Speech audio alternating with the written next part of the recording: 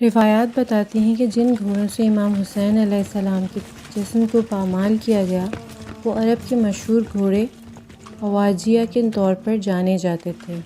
ان کی خصوصیات دیگر اسٹالینز ایک اعلیٰ نسل کے نر گھوڑے سے بھی اعلیٰ تھیں۔ ایک محقق نے ان گھوڑوں پر تحقیق کی تو اس کو ایک جرمن گھوڑوں کے ماہر کی کتاب دنیا کی سب سے مضبوط اسٹالینز ملی، جس میں لکھا تھا کہ اسٹالینز کی ایک خاص نسل اواجیہ کے نام سے مشہور ہے۔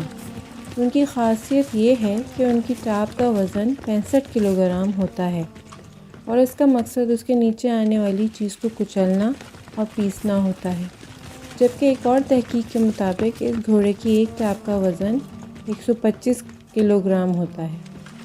پھر راوی نے کہا، مجھے یاد ہے کہ ابن سعد کی فوج کے ایک گھڑ سوار نے بتایا کہ میں نے حسین کی پسلیوں کے چٹکنے اور ٹوٹنے کی آواز سنی جس وقت وہ ہمارے گھوڑوں سے پامال کیے جا رہے تھے۔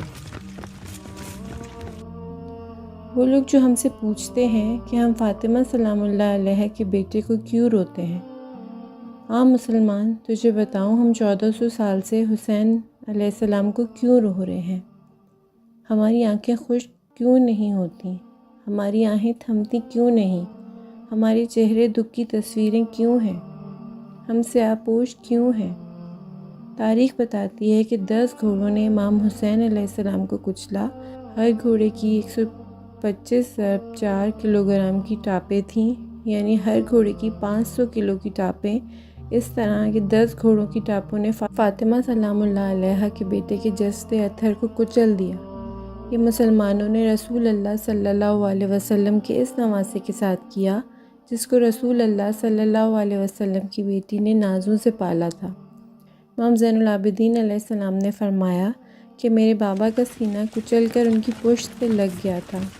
جب میں ان کو دفن کرنے آیا تو ان کے جسم کا ایک حصہ اٹھاتا تھا تو دوسرا حصہ گر جاتا تھا۔